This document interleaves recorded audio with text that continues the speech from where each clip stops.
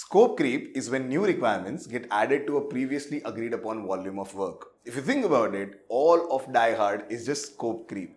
At the beginning of every movie, McClane is just living his life, minding his own business, but then one thing leads to another and suddenly he has to ram a car into a freaking chopper.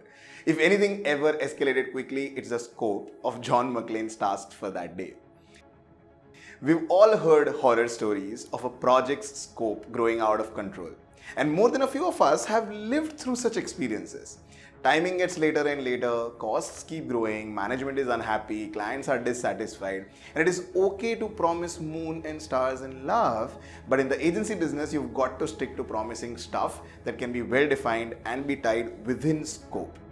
And so I'm here today to talk to you about how you can avoid scope creeps, or at least avoid doing them for free.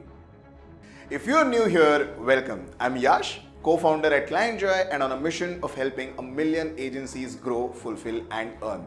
Thank you for joining in. For best insights on growing your agency and freelancing practice, click on the subscribe button and hit the bell icon, and I will make sure that a new video reaches you every Monday.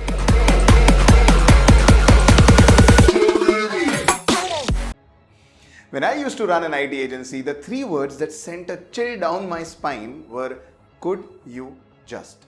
Whenever I heard them, it meant someone wanted something that was outside of what was agreed upon, and that I had to somehow figure out a way of saying no to that or convince the client to pay additional for that. And both of those options are like for a person with fear of heights having to choose between mountain climbing and skydiving. 15 to 17% of a freelancer's income is lost to scope creeps. Much like them, we've also accepted a lot of work in scope creep. In fact, we accepted and did so much work for free that sometimes even the angel on my shoulder just gave me its crown and left. Right? Here are 3 things that would help you avoid or manage scope creeps in projects with your clients. Scope creep avoidance tactic number 1. Ask your clients to fill out a change request form. Call it something nice like making project name better or upgrading project name. And ask questions in that like, what impact will this change have, or what priority should this change take amongst the existing list of tasks, and what are the benefits of this change. Ask them to write it down.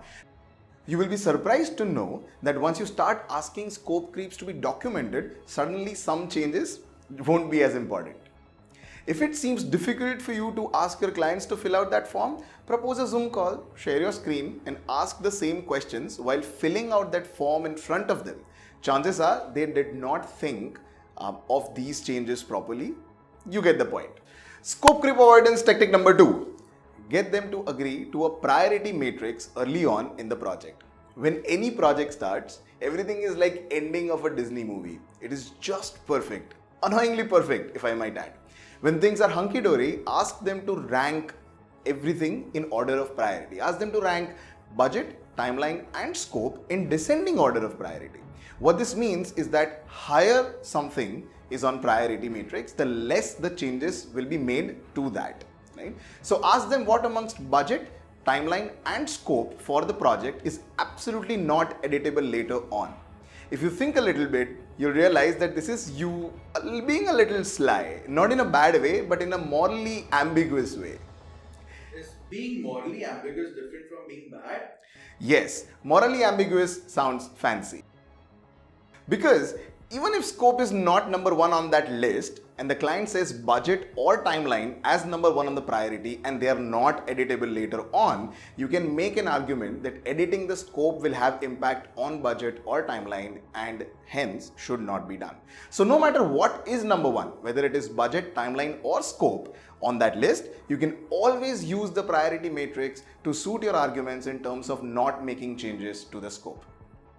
Scope creep avoidance tactic number 3. Don't avoid it. In fact, embrace it and charge for it. This one is a little difficult to manage and needs a lot of experience to maneuver, but if you can do just that, this would be brilliant for you. Just make sure that you are able to bill every scope creep.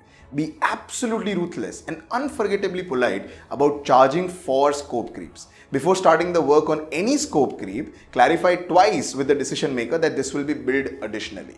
If you want to learn more on how to charge for scope creeps, I'm going to do a detailed video on that very soon, so keep looking out at this space. Once I'm done, I'll also link it in the pinned comment below. And that's it. I hope this has been helpful for you. If you learned something today, hit the like button on this video and let the algorithm gods know that something interesting is happening over here so that they can send in more people. If you still have open questions, do write them out in the comments and I'll respond. I do growth videos weekly, and if you'd like to learn more from them, do consider subscribing and pressing the bell icon so you never miss another update. Until next time.